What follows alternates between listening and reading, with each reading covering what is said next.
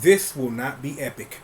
This will not be epic at all because we've got a discussion we've got to have about a show I just finished called Power Rangers Ninja Steel. This is a conversation that needs to be had because I've been waiting for the opportunity to sit down and say my piece, and I'm not going to hold you long because, to be honest, there's a lot to say, but I really think I can give you a real summary of what's going on here. Power Rangers Ninja Steel. I had a lot of hope for going in because even given the garbage that was the ending of Dino Supercharge, which is actually going to play a factor into this a bit later in this review, of understanding, like, what even was this? Is that because I think, and you know what, I think, because I don't know 101%, I'll give what I'm about to say maybe an 87 on the 100 scale. If I had no idea what a ninja was, I might have been able to enjoy this show just a smidgen more. Yeah, that's my word today. Smidgen. Keep using it in the sentence. I'm not sitting there per saying that watching the Sentai affects how I watch Power Rangers, because a lot of times it's fun to see the fight footage and remember what episode it was from.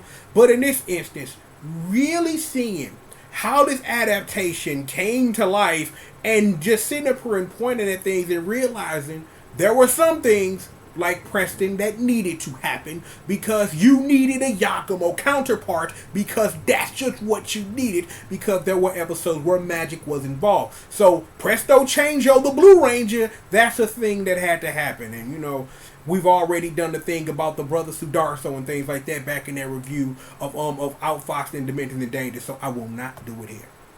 The complete utter reverse of that is one Brody Romero. See, we didn't need a Takaharu. We needed a Brody Romero. That's the issue. That's the one issue I had with his character. It's like there were times, like very early on in Ninja Steel, they just trying to make a Takaharu clone, and the story didn't need that. But again, there are a lot of things where you are, let's say this, damned to the footage you are given from the Sentai. So some of that has to be in your thought process of your adaptation. But the thing is that it was a little played too much. We're not talking about you know who in that show we don't talk about, because that was horrible. This was alright to deal with, but again, because I am familiar with one Takaharu Igasaki, it's not hard to really see that that's what you're going for. And in given that, my first real major problem was because you are damned to this footage of the Sentai, the weird things that would happen in fight footage because of the way that we write the story versus the footage we have versus everything else, and it made for crazy things. This is especially given one of the big things, especially when you have scenes that have both Brody and that had Haley in it, because Haley's counterpart is Fuka, Takaharu's sister. So you would have a lot of interactions, especially in fight footage, especially at the end of season 1 of Ninja Steel, where things just didn't make sense in the fight footage versus the story you've told because of the way you wish to adapt the Sentai into the Power Rangers show that exists. So that was a really weird thing. If you would like to, we can take 2 seconds and we can talk about accidental interracial relationships. That is the one thing, that's one of the major things about the show that I appreciated. That even though that somebody had to not get a job for someone else to get a job, the thing was that I appreciated that the relationship between Calvin and Haley wasn't forced on, that this is a white dude and a black girl dating. These are two people who really love each other and are just going through what high school relationships are. You know what I'm saying? And it's like when I heard things about, like, they were sitting up here and Calvin and Haley were gonna break up, so for Calvin to get with Sarah, that would have been even worse. Because I really thought that those two being in a relationship was something really cute and something that a lot of Power Ranger seasons don't really do well or at all. Is that, like, you see a lot of things where a relationship that if you really want to squint your eyes at it, where you could invoke a relationship, but this was a relationship from the inception. So, given that the actors being both African American and Caucasian, even though the original actor was an African American, from my understanding, he had more melanin than the white dude, but is that accidental interracial relationship really enhanced the show.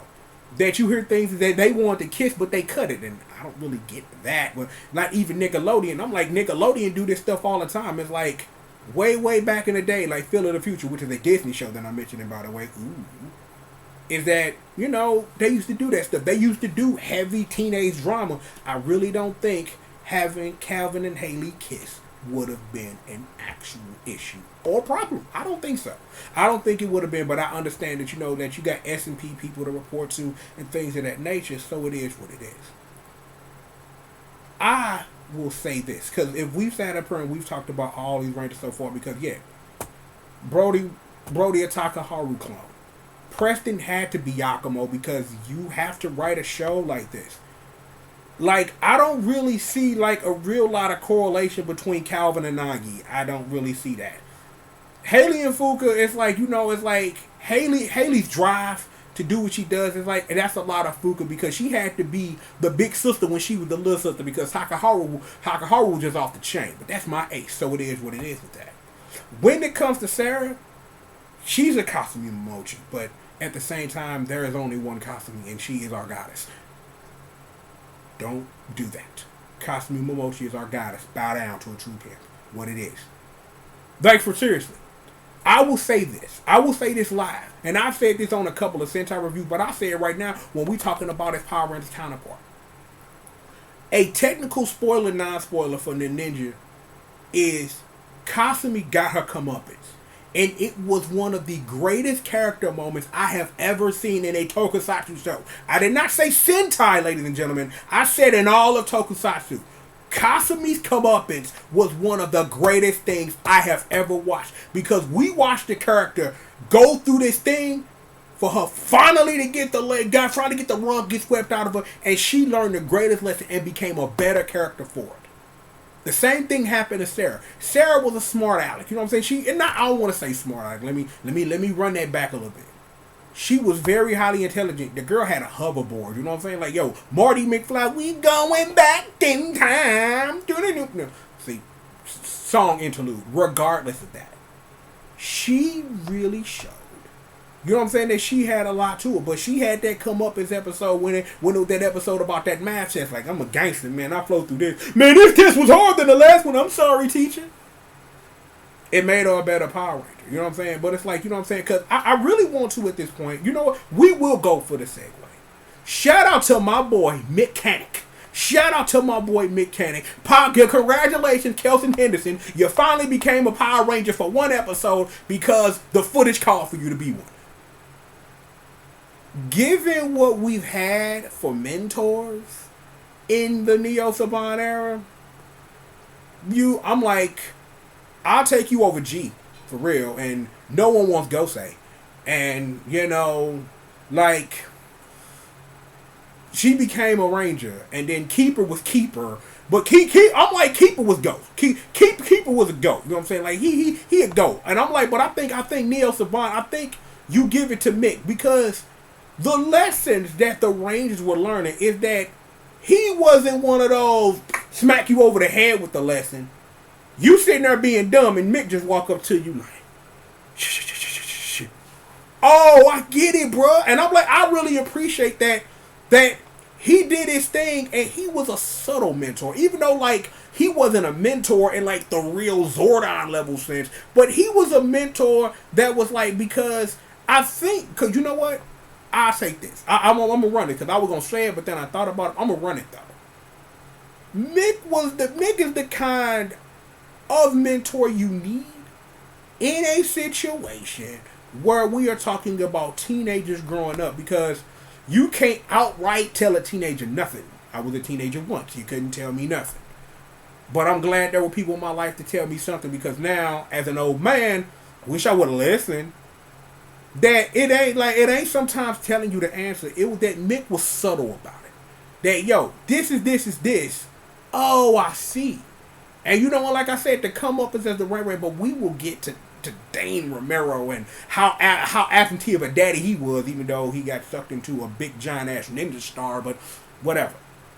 Speaking of, let's talk about that boy Levi Strauss Weston. Let's talk about Aiden. Let's talk about him. Because we going to get to this point because the thing was, remember, we talked about earlier that, you know, in the Ninja, Takaharu and Fuka were brother and sister. They took their dynamic and they put it on Aiden Romero, non-robot, Levi Weston. Because here's the thing. Kenji in the Ninja was on a whole different wave. And the thing was, because you didn't have somebody to be Grandpa Ninja, that's a funny joke or whatever, you couldn't run that same role. Kenji's role in the Ninja was on a whole different wave. So there's no way that given the story they wanted to write that they could ever adapt his story arc into it. But I really think what we got worked for the show. I will give the show that much. That they were able to work in, yo, that's my brother, you know what I'm saying? We rocking along like, yo, bro, let me hold $50,000 because you know you singing country songs or whatever. You know what I'm saying? Well, yeah, blah, blah, blah. You know what I'm saying? Like, I don't know. You know what? We'll get to that right now. Since I'm talking about the boy Levi Weston, there was no Starburger, and I do legitimately have to question, you know, that the star became their morphin bionicle thingy. I'm being stupid. I'm playing like the Star Claw being a morpher, I kind of get it, but I kind of don't. Because the morpher itself, they use in actual battle, but then I can see how that could be kind of unwieldy in the instance of we talking about teenagers running around playing ninja or whatever. So it's like, I was kind of off-put about it about 2 seconds. But the thing is, a lot of times where the call was made to change morphers or whatever, for reasons such as, I think a big one is Jungle Fury. But I think that what Jungle Fury did for they morphers versus Geki Ranger, but Geki Ranger was a beast because Geki Ranger was more about its motif, and Jungle Fury being an adaptation of said motif is, you know what I'm saying, that yeah, sunglasses for morphers. Do that. That makes sense given the story you want to tell. And I really think in this instance that it took me a while to be like, why would you change they morphers for and they ninjas and they using these swords in battle any damn way? But, you know, when you really think about it in hindsight, you know what I'm saying, that's just more toys to sell. And, you know, we got forms for Megazords and stuff like that, so we'll put that in a box and just throw it over here because we don't need to discuss that. It's unimportant. Like, it's really unimportant because all the Megazord talk you could ever want about me talking about this show happened in a review when I reviewed Outfoxing Dimensions in Danger. So, we won't do that no more. Here's the thing though, like, cause let me make sure so far that we've touched everybody. You know what I'm saying? Brody Takaharu clone. You need your Yakumo. Let me see. You know, Cal is Cal. You know what I'm saying? Him and Haley together. You know what I'm saying? That interracial, that jungle fever, fell in love. Okay, that was wrong of me. I remember one time I was at the Goodwill with my mama and my sister, and Jungle Fever came on the radio. Don't ask me why I remember the one time Jungle Fever came on the radio and why I mentioned it in a review of Power Rangers Ninja Steel, but here we are right now, okay? So, we're here. So, let's just run it, right? Sarah was your Kasumi. She got her come up and became a better character for it. Levi's Levi, Starburger be damned, but you know what I'm saying? He was still taking selfies with that mug, but more of you're damned by the footage of the show, and you do what you can to adapt it and try your best to explain it. You know what I'm saying? But it is what it is with that. It's like, Dane was an absentee daddy, and, you know, Mick was probably the best, and I'm going to say it again, the best, probably, you know what? I'm going to make it official. I'll take him over Keeper. I'll take him over Keeper. You know what I'm saying? I will take him over Keeper because, you know what I'm saying, Keeper, he did something similar, you know what I'm saying? And it's like a lot of that stuff in Dino Charge. But I really think that Mick, you know what I'm saying, Mick being around them like that, it was a lot more intimate of him being their mentor without beating a lesson into their brain. So I'll take that. I guess at this time, let's take a moment and let's talk about the only two other characters we really need to talk about before we get to my real problem with the show.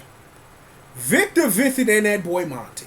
Now, if we really gonna sit up here and do, you know what I'm saying, who rocking the comedic nature, I'm like, let's see. I'm thinking here. Yeah, I'm like, if you're really looking for your bully slash your comedic, Victor and Monty killed it. And it's like, I really appreciate that, they overarching arc is, Victor trying to win a trophy. Like, that's character development I can appreciate. And Monty just there, because Monty the ace. He just like, pound that fam. And it's like, and again, it's like, in both finales, they got a chance to really shine and be heroes. Especially, it was multiple episodes where Victor and Monty behind the scenes have been the heroes of the episode. The Power Rangers put in work and Victor and Monty doing the same exact thing. They really brought a lot to the series. And it's like, the thing is that that's not something that was even in the Sentai. You know what I'm saying? It's like, because of Bulkmeyer and Eugene, we have that. And Power Rangers continues to visit that. I'm like, even right now with Little Brother Betty Cakes and Miss Betty Cakes, you know what I'm saying? They do a wonderful job, especially being that comedic element for the show, of being a part of the action. And Victor and Monty did that in various ways. And I really think that their presence enhanced the show, because I could not imagine a Ninja Steel without the two of them. Because that would probably be a show I probably wouldn't have been able to fully stomach. I probably would have watched it, but this review would have been different, because Victor and Monty brought something to the show with they B-plot stuff that really made it a thing to watch. And I'm like, I really appreciate what they brought to those characters, because it enhanced the show in a way that the Rangers could not do for themselves. So congratulations on winning that thing, you know what I'm saying? That he did a lot, but it's like, again, I will say it, because it bears repeating, because I repeated it like 50 million times, so one more for the hood ain't gonna hurt. Is understanding what it was they brought to the table, enhanced the show in a way that the show would have not been what it was without them. That's a perfect segue into whatever the other side of this show was, because Galvanax, bruh. Like, let's talk about the, cause Galvanax showed up episode 1 like he a boss and sat on the throne. You know what I'm saying? Because, a lot of Sentai villains do that. They sit on the throne, they don't put in no work necessary. I'm still in the middle of a show where the boss of the show spent the Beyblade and delivered people L's. So it's like, you can do that and make it work, but it's like, Galvanax didn't put in enough work. Like, I really think that would have made him more convincing to me as a villain. That if you would have put in a lot more work to really, because it's like, if you was out there, like, I think about it like this.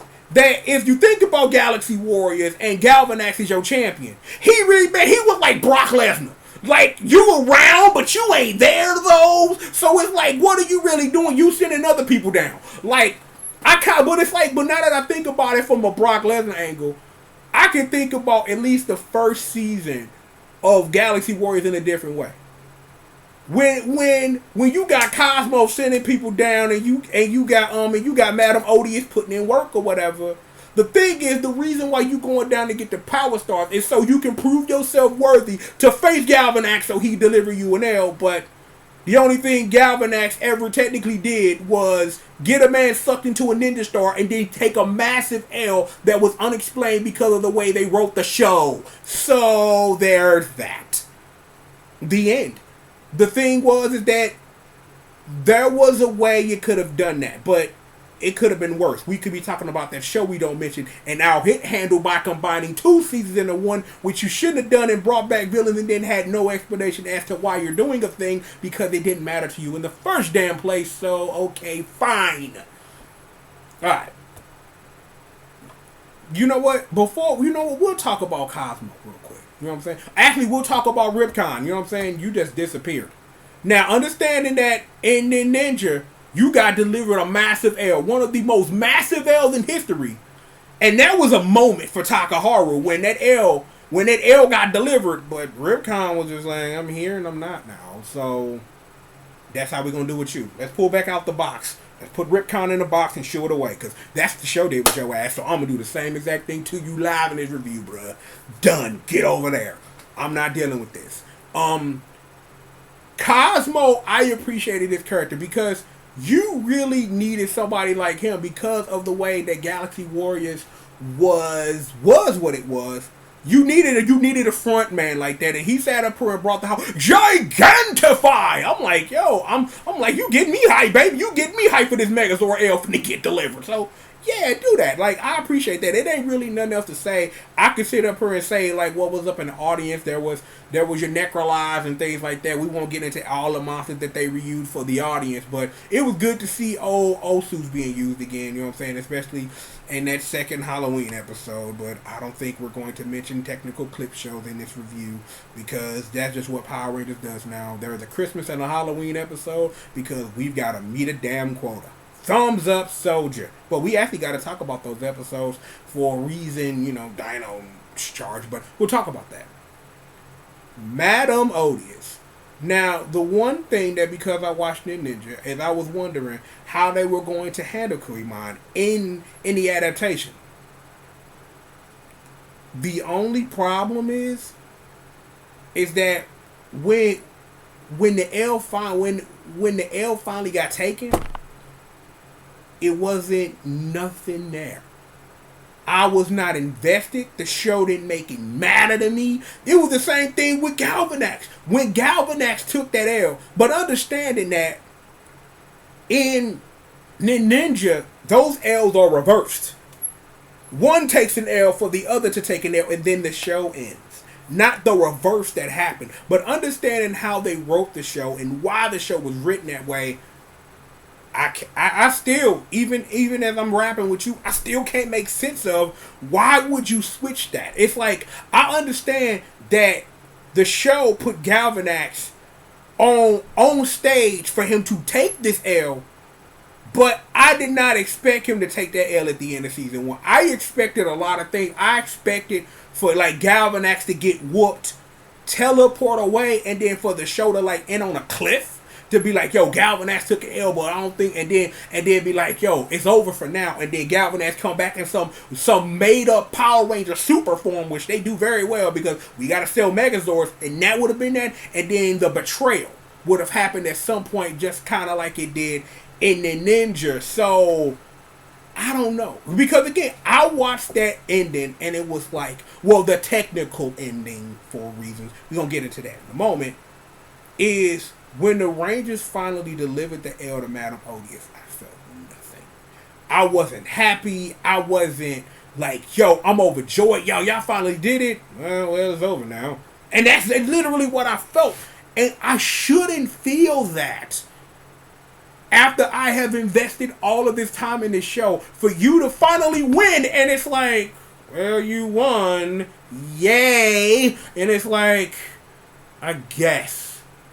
And that's kind of one of the reason why I didn't really enjoy my time, because like it was some fun stuff that had me laughing, that had me thinking. Like there were great episodes and moments for these characters, but a lot of it came at the expense of the ultimate oomph of finishing what you started, or actually in more of the instance of what the show did not start anything at all.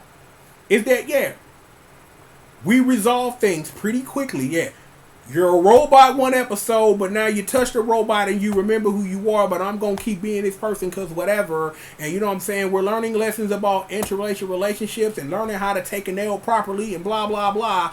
But even given all of this, it's like, I'm like, one of the things that I sit up here and randomly think about now that I should have been invested in, if the show had endeared me to the character, I should have been invested more in Preston improving his magic. But your improving magic was only based on the plot when you needed to improve your magic because that's something Yakumo did. So there, that was a thing. But I wasn't invested in it. I wasn't invested in none of this. Is that when I really literally think about it, other than Preston and that one episode where Calvin like, I'm dropped out of school, now I'm back in school because I want to fix cars, but I want to fix spaceships too. None of these characters really became any different than where they started. You learned a lesson, but then the show forgot you learned it because at the end of the day, it doesn't matter. You got Power Rangers episode where the character's supposed to learn something. It doesn't matter because it didn't, and it doesn't, and that's a shame. That Dino Charge at least had me endured to the characters. Like, even how they've expanded the universe afterwards. Because of these characters, at least, like, at least the show got me involved enough to, like, I care a tad, even though the ending was stupid, and we're about to use that as a segue to get into the rest of this. The show did a horrible job of making me give a damn. I remember when the Ninja ended, how happy I was at the resolution, because I talked about this in the review of Outfoxed and Dimensions in Danger. How the show lacks emotional content because it's a show for children and it's more aimed for children and like they treat children like they don't know nothing, to have overarching plot, to have characters that matter. I am not invested in a single thing any one of these characters did at all. Is that the show didn't care. And so if the show don't give a shit, why should I? And that's where I am. That when I think about all the time I spent watching and catching up with this show to get to this point, to get in front of this mic, to say what I gotta say, if the show didn't give a damn, why should Triple? Why should I care? Because I don't. The show did a horrible job. But here's the good news though. Beast Morphers is doing a wonderful job making me give a damn about these characters. So yeah, so at least from the transition from Neo Saban over here to the Hasbro era, I care about these characters. I care about the growth of these characters. This show had 2 seasons to do it. And the show sat up and made everything like it had no consequence. And I'm not talking about no consequence of, a robot stops or we need time to build these Zords, but old Rangers from the past are going to give it to us if we do nice things. Whatever. You don't care. I'm like, I forgot to mention Scare Skyfire.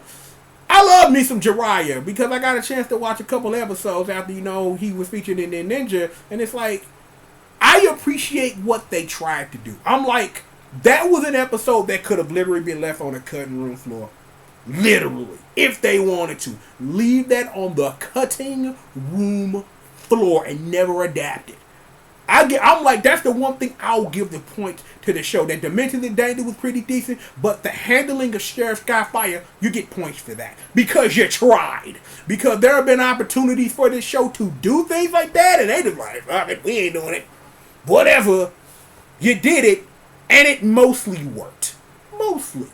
But also understanding and giving that Ninja was something under the surface, something else, because of what it did.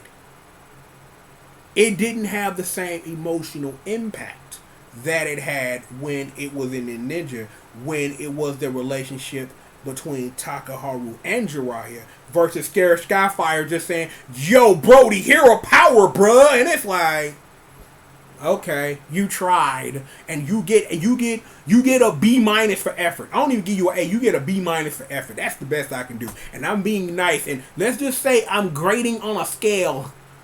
The scale started really low, so for you to get a B and I'm grading really low, you should be happy for that. End of the day, though, this was a show that, given what it came off of, I had a lot of hope for. And now I'm at the end of it screaming like, the show didn't do nothing for me. Now, the show being damned by the Sentai footage, damned by how you characterize these characters because of what you needed for plot, but the good things shine through. Like I said, I will give Calvin and Haley's relationship everything. Not only because it was an accident that you cast somebody, but then they get cast somebody else, but then it completely changes the dynamic of what it is. But it just shows that in a relationship that no matter what color you are, you black, blue, green, gray, yellow, whatever, love is love. and they really loved and cared about each other. They had their ups and downs because of Calvin who he was and Haley who she is. But at the end of the day, they made that work, and I thought it was really great. And I'm glad to hear things of, especially what we talked about earlier about Calvin breaking up with Haley to get with Sarah. I'm glad they fought for not that, because that's not something I don't think that the Calvin that I sat up here and watched, I don't think that's the dude who would do that. And then on some bonus stuff, you had Sarah, you had what? Sarah's mama, and you had Haley daddy. Oh, more than interracial love. Jungle Fever fell in love. Now that was on purpose. But then that's just the more of the show, just embracing, just, man, love don't see no color. You love who you love, and you know it is what it is. Now people may have their reasons to disagree about that, be salty about that, or whatever. But love is love, and I appreciate that. That's something the show did good. Another thing that I really want to mention in the good, Victor and Monty. I want to sit up here and I want to give them my seal of approval. This show is not the same show without them. Without them being B-plot and having dumb things like farting and doing hamburger commercials, I don't think we have the same show. And I really think that I really want to sit up here and maybe just give a pat on the back to the writers of understanding that because of what these characters were, you needed a really other complete side balance opposite the Power Rangers, and then every now and then just had that stuff clash around or whatever. You know what I'm saying? There were a lot of good lessons in the show, even though that the characters forgot them the next episode or pretended they didn't matter because they were decent people anyway, that, you know, needed the every now and then Mick to remind them, or for them to get in a situation for them to learn something. Like what? Because let me see what that was. The episode with Sheriff Skyfire with the bomb or whatever. You know what I'm saying? Like, understanding and knowing that, yo, everybody deserves respect. And it's like, and when you don't sit up here and you don't show respect, and the domino effect in that, because dude was about, man, I'm about to quit, man, y'all, man, I'm out. But then to understand and know that everybody can be a hero. You know what I'm saying? That understanding that episode with Preston and the teacher where he accidentally magically put him to sleep and got him fired, but did everything he could to get his job back, and the lesson being that the principal learned that mistakes happen sometimes. You know what I'm saying? Like things like that, because here's the thing that I just thought about that I really think is the most important thing, that now that I really consider what it is we're talking about and talk about it on a real level, the lessons aren't necessarily for the characters, but for the age demographic that this is aimed at. Because again, I'm not the age demographic. I'm old enough to know the lessons. But again, like, especially when, you know, when I was watching My Little Pony and stuff, and I would do the reviews and say things like, it's great for kids who don't know the lesson to know the lesson. But it's great also for adults like me to have the reminder of the lesson. Or in instances with parents watching along with their children, for parents to understand what the lessons are, for the kids to understand them, to then put that on it, to make you understand that this is important, that this is what makes you a good person. The choices that you make to be a good person is what makes you a good person. And having that reinforcement, especially in a dichotomy like that, when you think about it that way, yeah, the lessons weren't for the Rangers as much as it was for the kids and adults watching.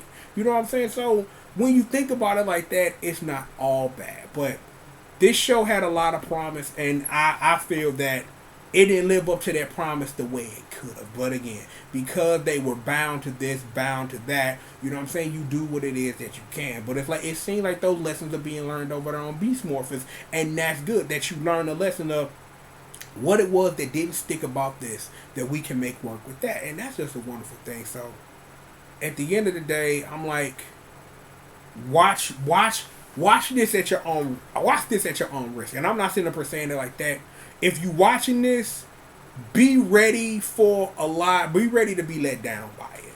Because again, given what its source material was, this could have been a lot better than what it was, but because you are bound to the way you are adapting something, and again, and a lot of adaptations lose the emotional content. But I can also name Power Rangers series that were mostly adaptations that didn't lose the emotional content. Here's a big one. Time Force, damn it.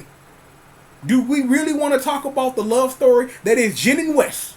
We can talk about it. Jen and Wes. Let's put it this way. Time Force didn't lose the emotional content. There were some things that had to be this or that or whatever. But I remember when I watched Time Force, especially the end, that was a show that understood what emotional content was. So it's not saying that I know I'm going throwback era on it, but I'm making that point to say if Power Rangers wants to do it, there's history that says that it can be done. There's history that says that it can be done, so there really is no excuse for you to learn from your predecessors to be emotional content. We can make that happen, and that's all it is. Again, I talked about it in the Outfoxed in the Dimension and Danger review, that because of the way that it happened in the Ninja, and knowing that information versus the kind of watered down version that happened in Outfoxed, and understanding that it was a lead-in to your anniversary show, and it's kind of like, that was an important moment for the ninjas on their quest to become who they ultimately became. And for the Power Rangers is, we need to stop this Fox robot. There's a big difference between the two. And I really think that the show didn't quite live up to that. But again, I'm like, people will probably get on me for comparing the Ninja to Ninja Steel.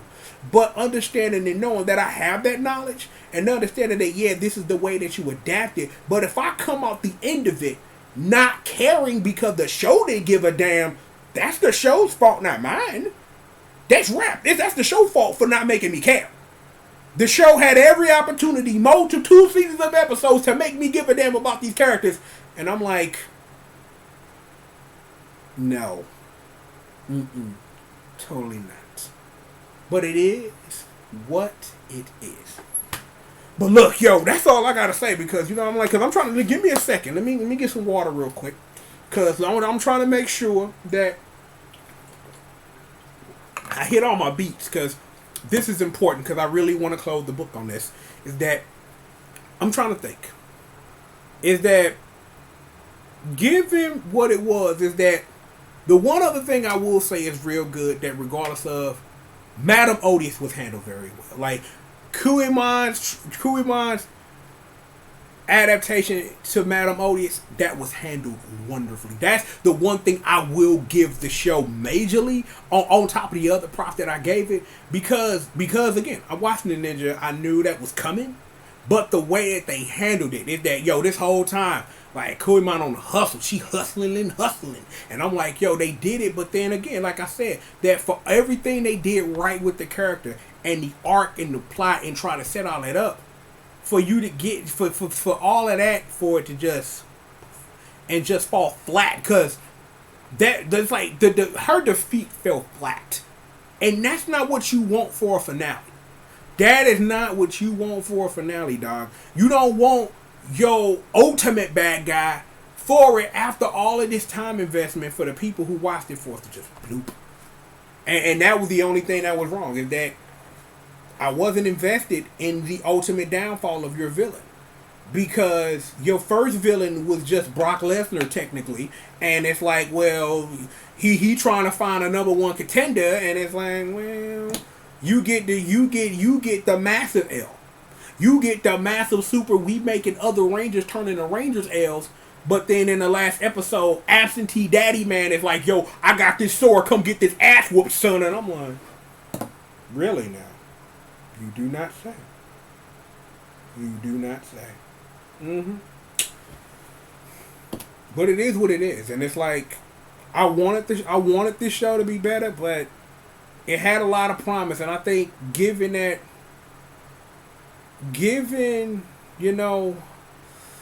that of how we came up and where we came from, is that this is a stark improvement to that show we don't talk about.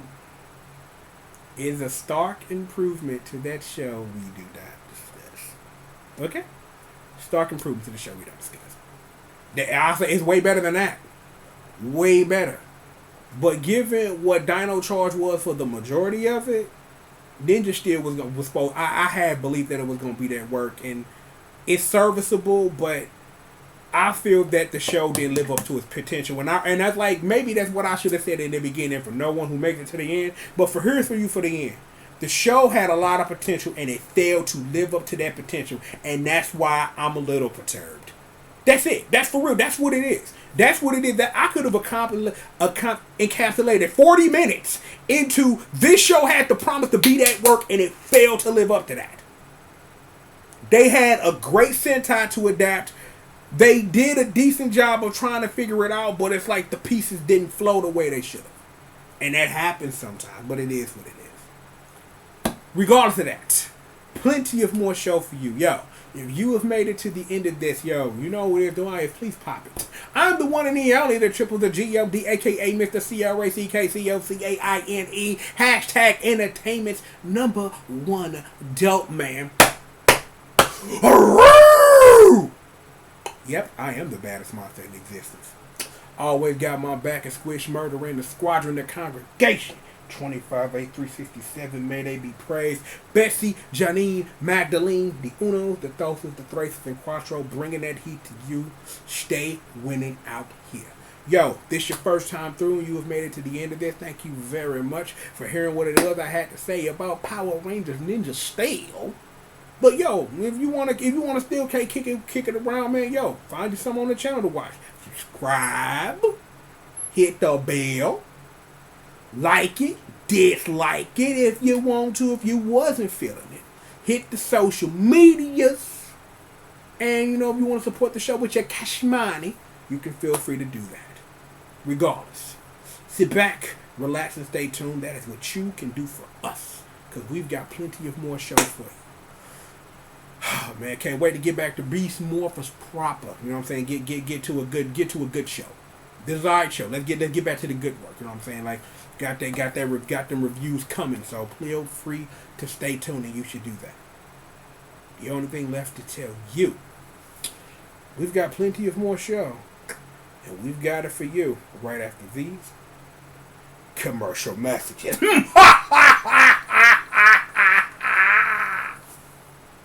If you're looking for a good show, watch the original Sentai of Ninja. Yeah, watch Ninja. Yeah, do that. Yeah, watch Ninja. Yeah, you know what? Let's end on watch Ninja. If you watching Power Rangers, you ain't watched the Sentai before. Ninja, while not the best Sentai in the world, is a decent place to start, especially if you were looking at Ninja Steel and wanted more. You should do that. I could tell you some throwback stuff, but that's another video. Regardless, more show for all of y'all right after these commercial messages.